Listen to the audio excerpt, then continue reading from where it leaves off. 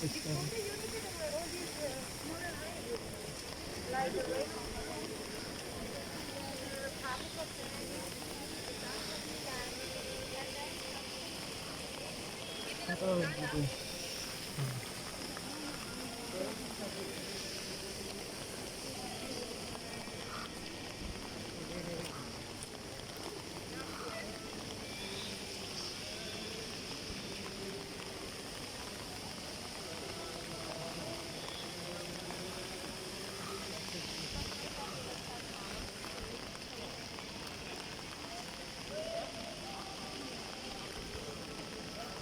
guys, can you please just come here? So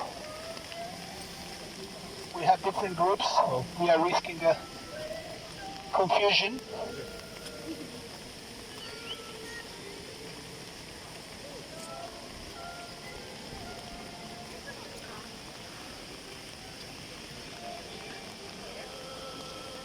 Okay.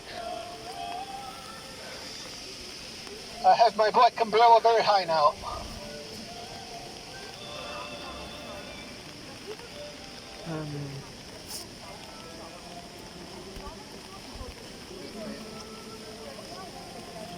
Okay guys, we can move a little bit closer to the launch.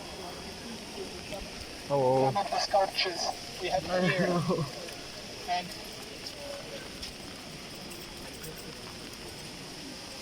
you should know that major part of these sculptures are originals. They're outside, but they're major part. Actually, we have some copies now, we'll see.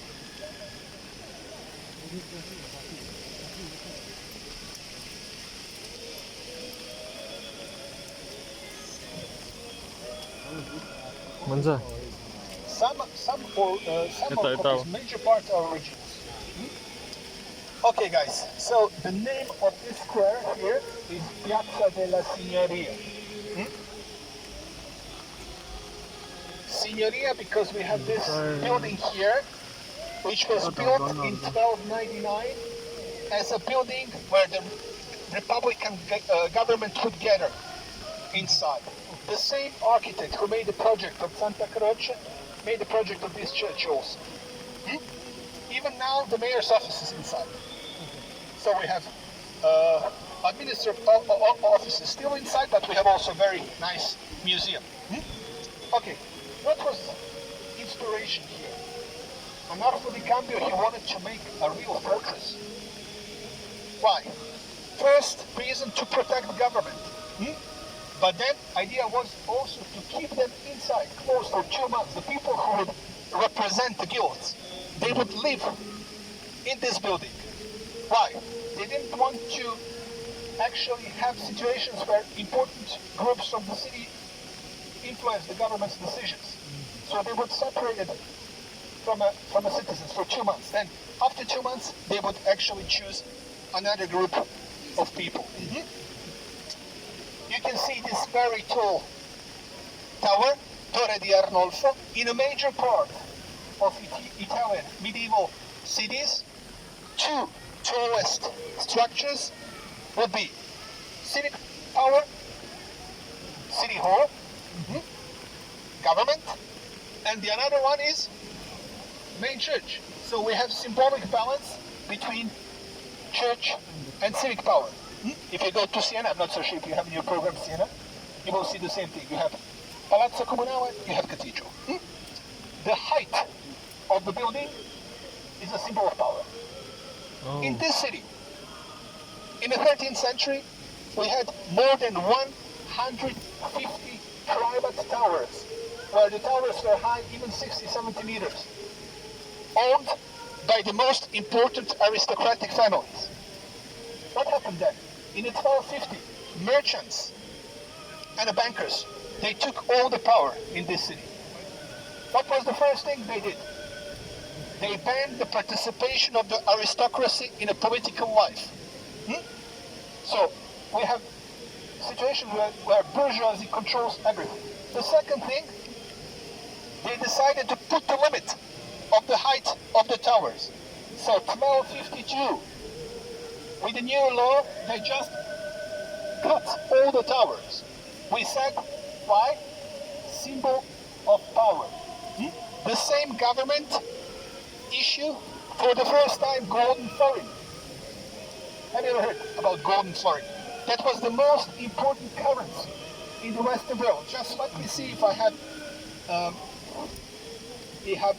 here a replica. It will be interesting, guys, to see what was for 2 centuries the most important currency. Too many things in my head stuff. Later I will try to find it, because the golden florin was for 2 centuries something like American dollar today in the Western world. And then it was also the first golden coin used in the Western world after Roman times. Okay.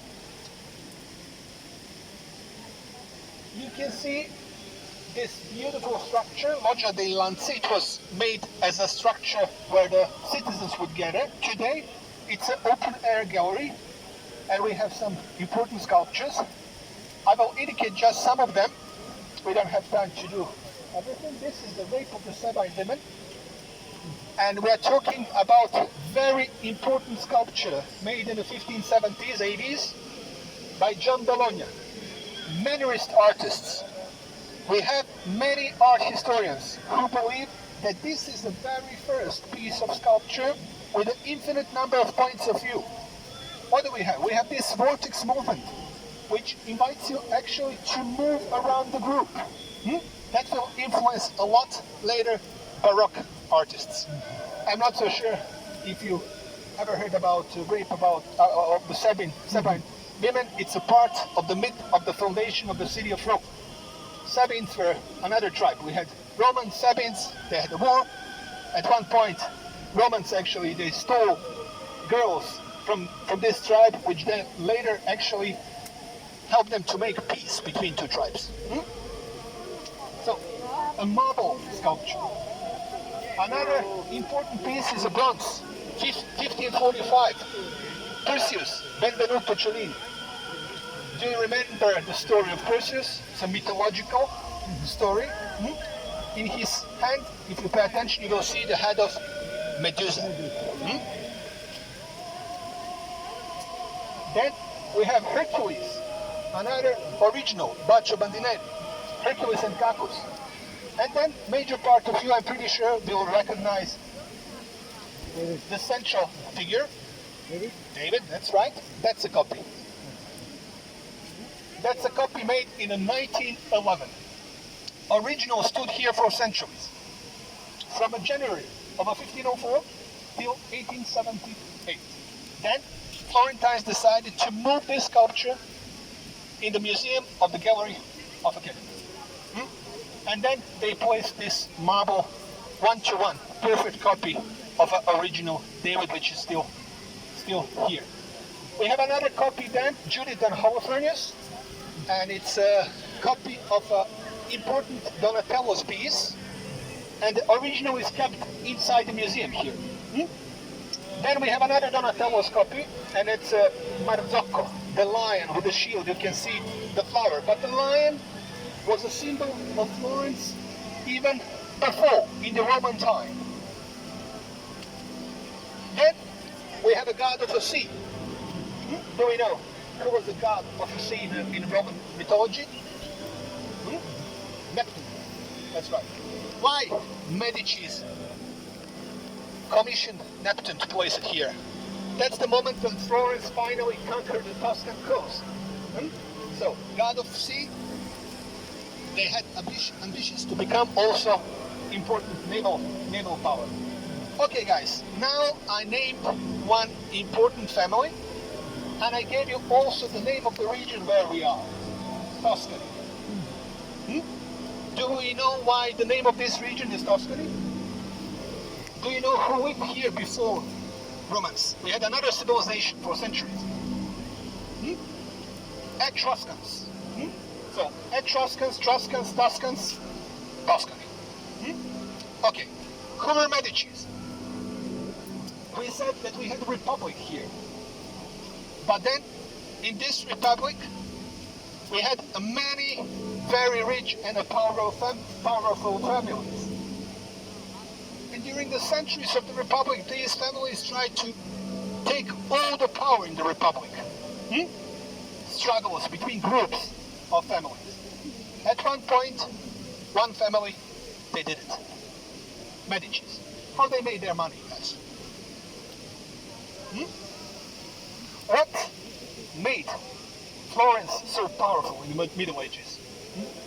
I told you that Florence was one of the richest cities. So we had a very important trade tradition. We had a production of wool. Florence was the biggest producer of wool in the world then. Wool. Leather. But then, pretty early, Florentines started to invest their money in a money changing. Money changing, actually another thing, money lending. These two things gave birth to the first. That's right. I will show you where we had first bankers working. Pretty close, just 3 minutes from here. The first bankers, they would work outside. The very same word actually derives from the Italian word banco, table. Oh. In Siena, if you go to Siena, you will see that the name of the main street even today is Banchi di Sopra, Banchi di Sotto, because they would work in the main street. And the main street of Siena was a part of one very important road. I'm not so sure if you ever heard about French Lombard Road. In the 10th century, we had a foundation of this important pilgrimage route, which would bring millions of people from Western world to Rome. People who would bring here different currencies, so they had to change their money. That's why we had the money changing. Okay, now again Medici's. Medici's founded one bank in Rome. And what was a very important moment in the family history? When these guys started to collaborate with the bank. They became bankers of a church. You can imagine working in a church in the 15th century, 16th century. In just a few years, they became one of the most powerful families in the world, thanks to the fact that they were bankers of the church. In the middle of 15th century, they started to control the Republic here, but not officially, behind the scene. They would actually corrupt different politicians. So for 60 years, they controlled the Republic behind the scene. Just in the beginning of the 16th century, they will change the constitution, and Florence will become a duchy and then later a grand duchy. One of the dukes, he moved from a Medici palace just here, in what was a Republican government palace. Okay, the second duke and the grand duke is represented on a horse there, Cosimo the First. He is the one who actually stabilized the power of the family.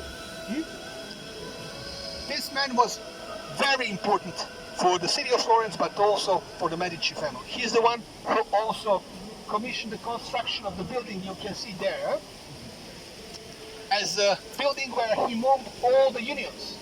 You remember that in the Republic, unions would control the city. So why he built this structure? To gather them in order to control them easily, but then to weaken them economically, because he made them pay for the construction of this building. Oh. Offices in Italian, no, just next to the city, yes. Offices in Italian, Old Italian, Uffizi. Have you ever heard about Uffizi? Uffizi is the most important museum in Italy. So, if you like painting, inside this building here, you have the most important collection of Renaissance painting in the world. Incredible collection, just there. Already his son, he built it in 1565. Already his son, in 1581, placed the first collection of statues. And he made the first museum, but it was actually a private thing, just for the family and important friends. Just in the 18th century, it will be open for the public as an open museum by another family. Because Medici's, they died in the 1737. We had another family ruling Tuscany. Habsburg, Lauren Habsburg. Peter de Leopold from this family is a man who opened Uffizi for the public. I just want to show you another interesting thing here, and it's actually a corridor which is connecting this building here with the new palace of the Medici family, built by the wife of Cosimo I on the other side of the river, Pitti Palace. Okay. Let me see, just because it's interesting to see here what was built in Florence in just 5 months.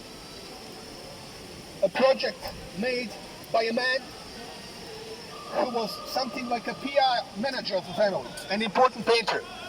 So this is the city hall. This is Uffizi.